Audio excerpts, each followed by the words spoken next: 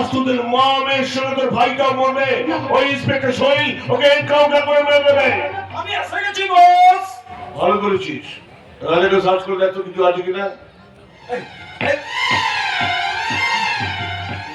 আচ্ছা বস, ওর কাছে পিস্তলটা আছে। ওটা ওর মাথায় ধর। আমি নির্বিঘ্নে আমার বৌদি আর ভাইটিকে শেষ করি। তো বলো তোমাদের মধ্যে কে আগে মরবে? খবরদার খবরদার শয়তান, তুমি মারতে চাইলে আমাকে মারো, কিন্তু আমার মায়ের কোনো ক্ষতি করো না। না না না রে শয়তান, না, তুই মারতে চাইলে আমাকে মার, তবু আমার ছেলেদের গায়ে হাত দিবি না। তুমি চুপ করো না, চুপ করো। তুমি ঠিক বলেছো বৌদি, তুমি ঠিক বলেছো।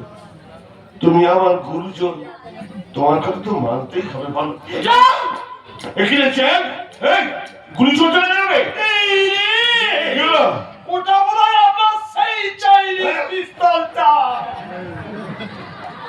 ভুল করে ওটাই আপনার হাতে তুলে দিয়েছি। রাজার মর্যাদে এটা হ্যাঁ রাজা। এবার কোথায় যাবে রঞ্জন মিশন? এই হরঞ্জনা, তুই আমার সঙ্গে বেইমানি করলি কেন চেন? কারণ আমি চেয়ারম্যান নই, চন্দন লাহিড়ী। চন্দন লাহিড়ী? হ্যাঁ, আজ থেকে বহুদিন আগে তুমি আমার একমাত্র ছোট বোনটাকে বিদেশে বিক্রি করে দিয়েছিলে। তার প্রতিশোধ নিতে আমি এই রাজার সঙ্গে হাত মিলিয়েছিলাম। আর এই রাজা কোনো চোর নয়, সিআইডি ইন্সপেক্টর রাজা রাম। CID inspector? আমি আর চন্দন হাতে হাত মিলিয়ে তোমার দলে ঢুকেছিলাম। আমরা ওই গণেশ মূর্তির মধ্যে ক্যামেরা ফিট করে তোমার ঘরে ঢুকিয়ে দিয়েছিলাম। আর সেই গণেশ থেকে বানানো সব ছবি আমার এই মোবাইলে সেভ করে রেখেছি। এটা আদালতে পেশ করলে তোমাকে জেলে যেতে হবে। না, জেল নয়, জেল নয়, ওর মৃত্যুদণ্ডে আমি সই করেছি। এবার এই শয়তানটাকে শেষ করে আমার মায়ের পায়ের চোখে বলি দেবো, বলি। মানুষ খুব বলে তুই বাঁচবি না। আইনকে শাস্তি দেবে, পিস্তলটা দাও প্লিজ।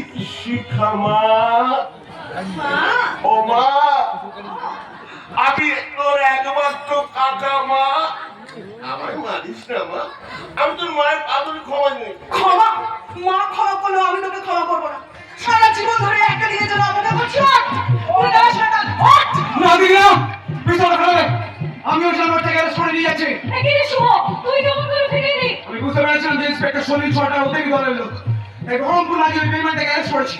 এবার আইনের পথে এই শয়তানটাকে শাস্তি দেবো। না, না, না, না, না, না, আইন নয়, আইন নয়, আইন নয়। ও আবার আইনকে ফাঁকি দিয়ে পালিয়ে যাবে।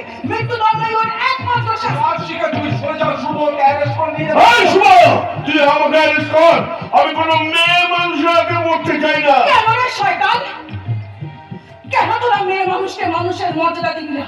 কেন তার শিক্ষার চেয়ে শরীরের দাম বেশি হবে? কেন আমাদের মনুষ্যত্বের ওজন করা হবে পণের টাকা আর গয়নার দাড়ি পাল্লা? কেন প্রসাদী বয়সের মতন পাঁচ ভাইয়ের সেবায় আমাদের দ্রৌপদী হতে হবে? লম্পট স্বামী সতী সতীর স্ত্রীকে কেন সতীত্বের আগুনে ঝাঁপ দিতে হবে? রঙিন টিভিতে মায়ের জন্য বিজ্ঞাপনে কেন ব্যবহার করা হবে নগ্ন নারীর দেহকে?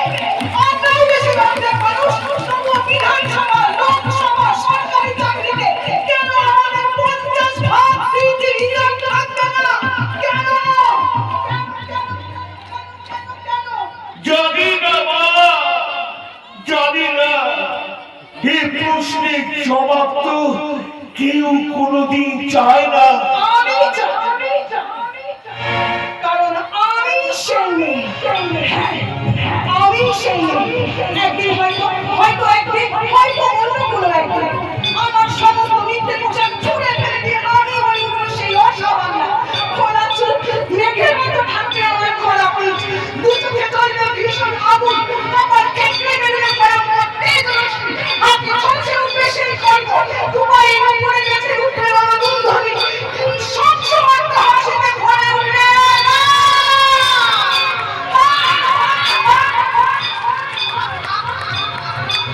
দেবতা, আজ তোমাকে স্তব্ধ